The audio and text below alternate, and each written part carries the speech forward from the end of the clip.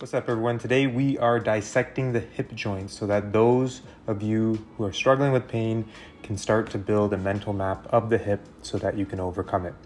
A huge component of solving our pain problems is to understand the moving parts, and today's video will simply be looking into that. If you get some value from this video, don't forget to like the video and subscribe to the channel. I have studied the theory, I have struggled with chronic pain, and I have overcome chronic pain. And today I hope to share some of the wisdoms as to the process I went through to achieving that, so that those who are struggling can get the same results. Okay, so this is the hip joint. Notice that it is a ball and socket joint similar to the shoulder, but a little bit deeper, which means it won't have as much flexibility compared to the shoulder. The ball is a product of the upper leg, or femur, and all of our hip muscles attach onto here somewhere, which allows us to move our leg.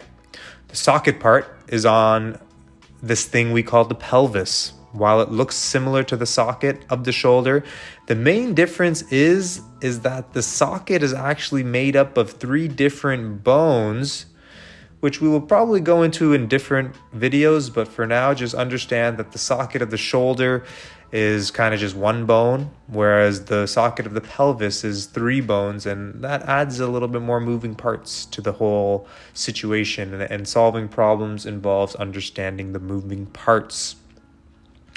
A few clinical pearls about the hip. When the body is working well, the pelvis is a fixed entity that only moves as a single unit, allowing the hips to be free to do whatever.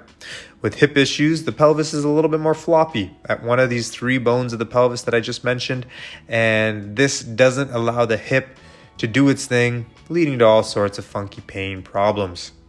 This area is very difficult to build body awareness because it's not easily visible, but it is still entirely possible.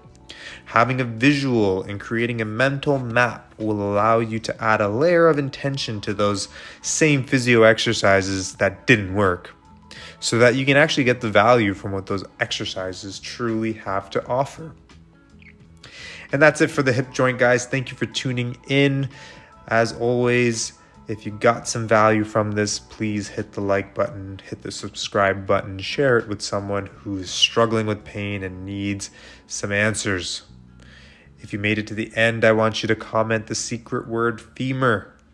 This lets me know who the ones are working the hardest to get their movement health in check, and it'll help me understand how I need to cater my channel to. That being said, we'll leave it at that for today. Thank you so much. We'll catch you next week. Physio Joe out.